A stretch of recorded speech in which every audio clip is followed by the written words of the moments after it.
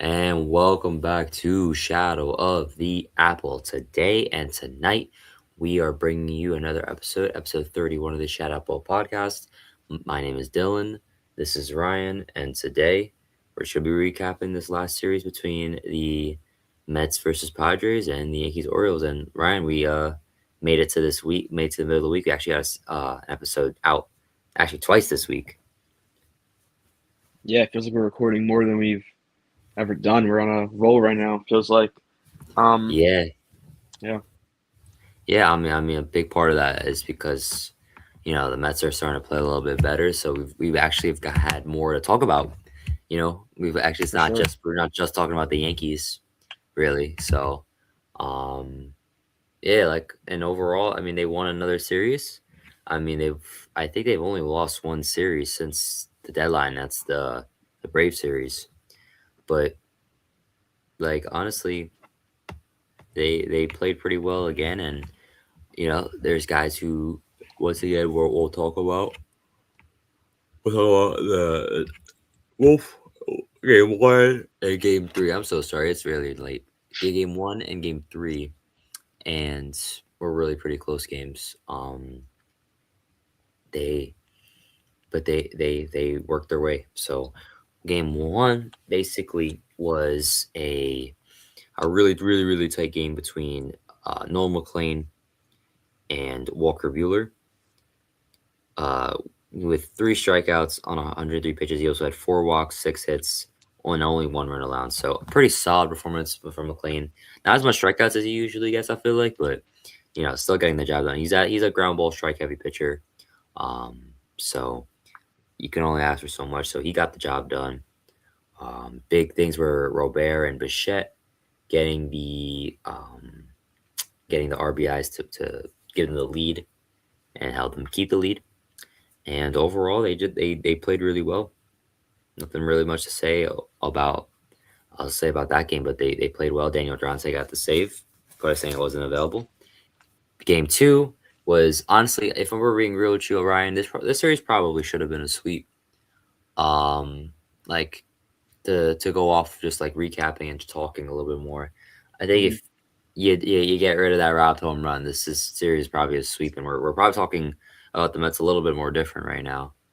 Yeah, a lot of people will often say defense wins games, defense wins championships, especially in baseball. That matters a lot. And I mean, Fernando Tatis Jr., besides his two homers, robbing that grand slam away from Francisco Lindor and the Mets played a huge part in that game. And that's why, yeah, like you said, it wasn't a sweep. Yeah, Of course, it was still a ball game, but getting four runs taken away in the first inning, I believe, that's huge mood killer in the ball game. Yeah, it killed all the momentum for the Mets that day. It just wasn't their night after that. And then, yeah, honestly, it just wasn't their night. Zach Thor wasn't bad in the game, but it just what's like it really wasn't enough. This team was really dormant when it came to finally putting a run inside. Uh, but overall, they went into game three, a rubber game with the day game, and Robert Stock once again pitching well. I said it before this episode. Not Robert Stark, Ro- Robert Stock. Um, Overall has been pretty solid, other than the one start against the Pirates. Doesn't go too deep into games, but yeah, like I said, he's like Robert Stock is like Freddie Peralta, but if Freddie Peralta was actually good, Yeah, I so mean,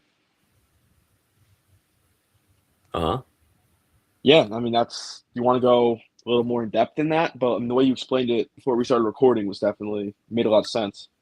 so I mean, Robert Stock doesn't really go too deep in games. He's never gone past 5 innings in his entire career.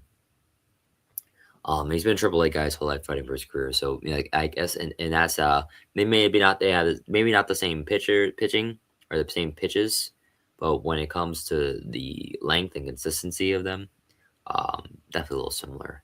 Because Robert Stark overall in his starts have been pretty good. He's trying to prove why he's a major leaguer, and he's doing his job done pretty darn well. Um, and then overall, bullpen came in. Austin Warren came in. Senga came in, was a little bit of trouble, but got the job done. And honestly, yeah, like I think that's it was a really really solid series from the Mets. Once again, played really well. Um, the pitching was on point, and the on Sunday, I was sorry, on Sunday, Wednesday, the big breaker was Carson Bench. So, I mean, we're gonna talk about him now. I mean, arguably a top two, top three rookie of the year candidate. What has impressed you about Carson Bench so far in this series, or just what impressed you about him in the series? Because he went 9 for 24, 375, 2 home runs, 4 RBIs, and 4 runs scored. And that second home run was in a crucial time when the team was it was 0-0 down and hit the home run off Michael King. Yeah, those were some few big games in there for him. Um, yeah, I mean those numbers are something, of course, you'd love to see from anybody on your team. But I say this a lot: when you can see a rookie player contribute that much and that consistently, that helps out your team a lot. Uh, Again, I always hate doing this in your segments, but I think Amir's George Lombard Jr. a lot. They're both kind of similar in the way that they help their teams win games at such a young age. But yeah, I mean, just the composure at the plate, especially. No moment's too big, so that definitely plays a huge role. Yeah, no, I agree. I agree. I mean, he's been crucial in this stretch for the Mets right now. I mean, he's been playing so well. I'm very very happy to see him continue to play this well in his rookie year. So yeah, like overall, that kind of wraps up that recap of the Mets. I mean, the pitching once again looked a lot better. The timely hitting looked a lot better. They got those extra insurance runs at the end, just kind of off of Padres' mistakes, but they'll take the job. And even with Senga a little bit shaky, he got the save. But honestly, from an outsider, does that kind of concern you after the first? This is the first time where you kind of got into some trouble and gave up a run as a closer. No, not at all. Switching from a starter to a closer is tough enough, and he's shown in all of his appearances except for this one, he's basically shut down the offense fully, giving up just one run this one time. It's not that big of a deal still in the game, and I think the fact that he did, show a little bit of a weakness in that spot and gave up a run, but still bounced back and got the save. I think that is honestly that says more about how good of a closer he can be compared to that being an issue to worry about. Yeah, I agree. So yeah, I mean they got the job done.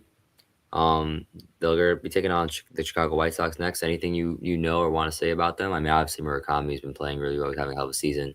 Wish we should have signed him. Yeah, I mean he's having a great year. Would love to know what his numbers, specifically his home run numbers, would be at this point in the year. If he wasn't dealing with that injury earlier on, but yeah, the White Sox, they're a younger team. They got a lot of players who you may not have heard of, who who came up huge against the Yankees in some of those games. Um, their bullpen's not the greatest from what I remember, but yeah. I appreciate you, Luke. Yeah, I appreciate that. Well, yeah. Yeah, no, man. I definitely could see the similarities there for sure. Um, yeah, I could definitely see that. It's late. It's really late, so like my brain is like fried right now. So it's kind of hard to like really like keep track of what is being said. So Ryan, could you say that again? Yeah, no, I was just saying, I mean, with Murakami, love to see, would have loved Yes. to see a healthy season from him, see where his homer Yeah. numbers would be at this point. And yeah, the White Sox are a young team, surprising. Um, they have a couple good starters, and they have a lot of guys in their lineup who can swing big. Who, you may not have heard of before because they're just rookies or in their second year or just emerging at all. But yeah, so that's what I got to say about them. That's what I've noticed when they played the Yankees twice this year. Yeah, I mean that's probably why they've been playing a little bit better than they have been these last 2 years. Because they're starting to establish a group of players, a group of guys. It's like when the Orioles, had Rutschman and they had Gunnar Henderson and Holiday. It's when they started developing key pieces on their team. So that it's something like that. It's almost a similar situation where you're slowly building the piece by piece. But I will say, calling it right now, that's sweep. Ooh, sweet. That's sweep. Okay. We're gonna get that sweep. And I'm not saying this because I think we will. I'm saying this because I think they need to sweep. Yeah, they just played the Padres very well, who are also a playoff team like the White Sox currently are. So yeah, I mean, I do agree with you too. The Mets, I mean, They have to take it win. one game at a time, but a sweep would be amazing and could be huge for them to try and just keep inching a little closer into the wild card race. I like that. That's definitely how they should look at it too, one game at a time. But they should definitely look to try to sweep, and at the most win the series because they can't afford to lose any other series. They can't afford. They need to literally win. They can't afford to lose. Losing they've been losing all fucking season. So if they want to do anything, even get to 500, which honestly I'll be happy with if they get to 500 at this point because their draft pick is already a little messed up now. But if they lose, they're definitely in some trouble because they gotta play some tough teams. They're gonna play some tough teams, but they're gonna play teams that uh, can help them gain ground. Even if these teams aren't in the National League, these teams, even if they're gonna play some tough teams, they're gonna play the Yankees, they're gonna play the Rays, they're gonna play obviously the White Sox, they're gonna play the Brewers, they're gonna play teams, they're gonna play some tough teams, but it's how they get back into it. So by winning these games, Yeah, so I'm for sure. yeah, so I mean, yeah, I'm trying to think. So I mean, the only thing that really else that's happening is they've been talking about Vientos and Soto coming back. So looking forward to that. It's good seeing Soto back. I think if there's anyone they could really use right now to get back into this, it's him. It sucks that this team wants to play well the moment he's hurt, but hey, I digress. So Yeah, of course, he's going to help his team significantly when he's back. Um, we, were talking also earlier about he was doing some running drills today at City Field, so looks like he should be back soon. Yeah, so I mean, even though the Mets are still 10 games out of a wild card spot, things don't look too bad right now. There's still some stuff to smile about and hope for. yeah, yeah. So looking forward to that. So that should do the Mets recap. I mean, Mets once again. I mean, they're playing well. And we'll see what happens. We have Sean Manaea on the mound. He's pitching really well these last few starts. So I'm expecting a quality start from Manaea. Just keep us in the game, and let the offense do the magic when the time comes. That's how I look at it. I mean, that's a solid game plan. So yeah, so that'll do it for the Mets. So Mets win their series, and then the Yankees won their series as well. Just a few hours ago, swept the Orioles. Ryan, what can you tell me about this series? Yeah, yeah, huge sweep for the Yankees. Not only because they gained some ground on the Tampa Bay Rays, they gained a game and a half to be exact. So they're only 4 games back now, which is huge. I keep talking about that 4 game series that they got in the Bronx in the last week of the season in late September. So hope that series can really mean a lot. Um, but yeah, 4 games back, 72 and 55. They sweep the Orioles Yeah, yeah, in Camden Yards. It was, yeah, I mean, yeah. The Rays, yeah, Yankees are slowly calling back, and it's really I feel like it is more the Rays playing bad and the Yankees playing good. I think the Yankees aren't really doing anything to impress anyone right now. They're just kind of getting the job done, but getting the job done obviously gets the job done and it works. So the Yankees have starting to crawl their way back a little bit. Tampa loses a series against Toronto, and Toronto, Tampa Bay, they definitely need to start watching their surroundings. yeah, for sure. Yeah, the Rays definitely have cooled off a little bit, and I mean, of course, we hope that stays the same way. We hope that the Yankees can make it, even take the lead before that series in September. But talk about this series against the Orioles. Uh, Same kind of storyline we've had a lot recently. Great pitching, not so amazing offense, especially about the first 2 games. Those 2 games are both 2-run games. Final scores of 3-1, 5-3. So the Yankees offense, they scored more runs than they did the last game, each game in the series. But yeah, the pitching is still carrying them. The bullpen has been great. I'll talk about more in depth on the games, I guess.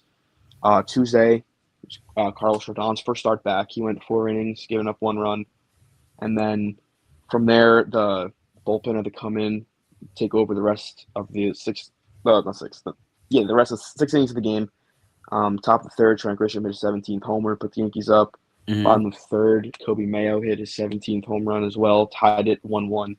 And then at the top of the seventh, the Yankees emptied their bench, saw an opportunity, and it paid off with a rally that gave them the lead. That included a Trent Grisham 2 RBI single, put them up 3-1. So that was game one. David Bednar got the save. Trent Grisham's been really hot recently. I don't have his exact numbers, but I mean he's looked like a completely different hitter. He's looking like the hitter we saw last year. We did not see anything too promising from him to start off this year. But game two, Will Warren, not his best stuff. Only went 4 innings, giving up 2 earned runs, but he battled, kept them in the game. And yeah, the Orioles stole home in first on an interesting play. It was the kind of play that you learn Little League not to let the opponents take advantage of. But top of the second inning, Ryan McMahon RBI single, George Lombard sac fly, put them up 2-1. Got some Hmm. insurance with a Ben Rice homer. Alonso hit a homer, and then Dylan Beavers hit a homer, and a few innings later tied it back up. I saw an account, and it Mm-hmm. was like I'll deactivate my account, and Ben Rice hits 36 home runs, and now he's actually almost there, or I think at there at this point. Yeah, he's at 34. So two more. Hope that is someone's true to their word, whoever that is. But Yeah, it was did you funny enough. also see? It was actually a Mets account who posted it. So, Oh, yeah. I don't. I mean, that's kind of random, but yeah. I don't So, know hmm if you saw this, but Pete Alonso he hit a homer in this game, but later on in the game he hit a go-ahead homer that was called foul. Replay. The angles were it was the kind of right call. odd. The angles were kind of odd. And the time I thought it was a fair ball, and when they, you know, reviewed it and kept it as a foul ball, I was a little shocked. We'll take it. You don't really know what happens, if that is called a homer, how momentum shifts or whatever. But I mean, yeah, it was the angles that they were showing on the broadcast definitely made it look like a fair ball. But a new angle was released like this morning that we saw, and it definitely was a foul ball based on that one. But it's tough to tell. It's a tough call. But yeah, so that was a tie game, and after the third, in the top of the eighth, the Yankees rallied. George Lombard Jr. hit an infield single, and then Jazz scored on a wild pitch, put them up 5-3. Then Dave Bednar came in and got his 29th save of the year. So going into game three, the Yankees had the opportunity to sweep. The Rays had already lost their game earlier today, so they knew they had an opportunity to gain a full game on them in the East, which they did. But they knew their bullpen was going to be really lacking today. They knew David Bednar couldn't pitch. They knew Paul Blackburn couldn't pitch. Some other names. So you were really without your high leverage guys, which is still crazy to say. Paul Blackburn is a high leverage guy in the Yankees bullpen, but I mean, here we are. But yeah, Hmm. so Garrett Cole came out 6 innings, 1 run, 8 Ks, 1 walk. Yeah, they The finally decided to give Gary Cole some run support, so that's Oh yeah, nice. yeah. He only had 1 run, which was a home run to Dylan Beavers in the fifth. The Yankees took a 3-0 lead in the third, and that included Elliot Ramos' first RBI as a Yankee finally. It's been, I think, 17 games, I think it was. It's been a while since he debuted as a Yankee, so he's finally got his first RBI under his belt. Hopefully, he can pick it up because he's not looked like the same hitter we traded for. Although he has faced a lot of righties, which is his weakness. But Mm. um, yeah, the So Yankees got some is it just insurance. me? Sorry, just to cut you off, Ryan. Yeah, Is it just me? I feel like the Yankees have always hit pretty well Cam in the air, especially like way back when they used to like really suck. yeah, yeah. I feel like whenever they go there, they hit really well. Aaron Judge loves hitting there. Gleyber Torres used to have great numbers there when he was a Yankee. Yeah, it does feel like whenever the Yankees go there, they put up some of their best offensive numbers. Uh, Ben Rice hasn't played too many games in Camden Yards, but he's got multiple home runs already. So yeah, I don't know what it is about that ballpark, but the Yankees do love hitting there. Yeah, it is really really they, and then you gotta make the trip, and you gotta make Yeah, the trip back and everything. Nah, bro, that's too much. That's way too yeah, much. But yeah, man, like the like I think the Yankees are just continuing to do what they do, and now that they keep winning and they're being consistent. Once again, consistency is key. Now they're looking at potentially a spot open for them. Yeah, it's Like 4 wins in a row. It's instead of huge. potentially playing a tight 3 game series against a team that might match up well with you. You'll at least have that week to chill, and then you'll be able to, I guess, figure it out. But you'll have that first week to figure it out. Yeah, that's the hope. And if the Yankees do end up taking the East, that'll definitely leave them with the number one seed in the American League as well. So they'll have home field advantage throughout all of the playoffs. So that would also be really big for the Yankees. They're the best in the playoffs at home.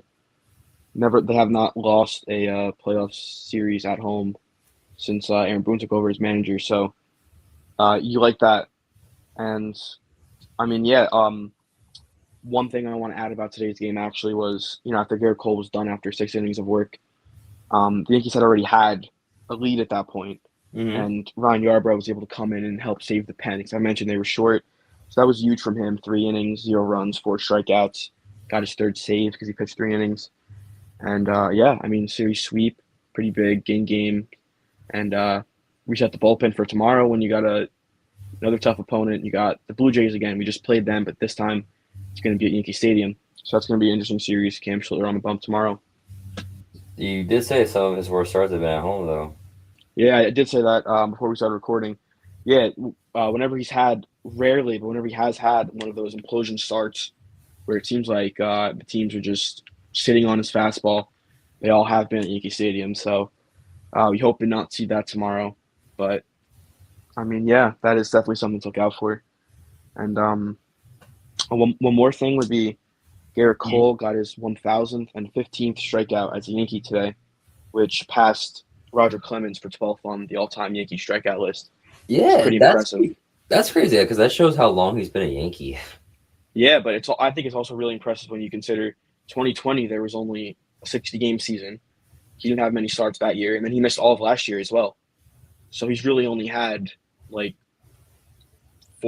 like 3 full years as a Yankee, maybe four if you combine everything else. So um, yeah, it's pretty impressive. But of course, he's the guy they signed to be the ace of this team, and hope that he can continue keeping this up, and hope the Yankees can keep winning ball games. Absolutely, man. That's all you can ask for as a Yankee fan is to just keep winning, and because that's the only thing you can really do. You can't. You kind of just gotta hope the Rays keep losing, and they kind of are starting to, and they couldn't have done it at a worse time for the Rays. But I mean, this is kind of similar to what happened with them in 2023 when they started off really really well. There was a point in time where they like hadn't lost a game at all for a while, and but that team ended up being a wildcard team and crashed out in the first round. So, like the Rays are just they're always been a questionable team, and I think we're seeing it a little bit here. Yeah, I don't. I think it's fair to say, based off of the sample sizes we've seen over the last, since 2020 when they're in the World Series, I guess, they seem like they're a team very well built for the regular season. Seems like a lot of years they're going to make the playoffs, but once they're in the playoffs, once the calendar turns to October for whatever it is, that whatever reason it is, they seem to just really cool off and not play their best baseball. So I don't know what that is, but that does seem like it is a trend with them. But yeah, I think that'll almost wrap it up for the Yankees. We got some positive news on some injuries as well. We talked a little bit on the Instagram Live episode 30 that we just did a few days ago, but Max Fried went on the injured list. It was the same injury that he was dealing with earlier in the year that he missed 2 months with. And I had said that I was kind of cautiously optimistic with it. It really felt like the timing was perfect for it to be almost like a little break, knowing Rodon's coming back, and that's kind of what it seems like from the quotes from Aaron Boone and the reports coming out from the Yankee side. So, there's a chance he could even be back at the end of the 15 days. So that's a good sign. Aaron Judge was hitting off of a tee recently, and that went well. Cody Bellinger played in a rehab game in AAA tonight, and Giancarlo Stan's been finishing up his running routine. So that's some positive signs for the Yankees. Yeah, Hope to see all absolutely. those guys come back soon and at full strength. And yeah, I mean, Yeah, that's I'm all glad the needs news. Yankees. I'm glad the Yankees are having this all happen at the same time. All these guys are coming back at the same time.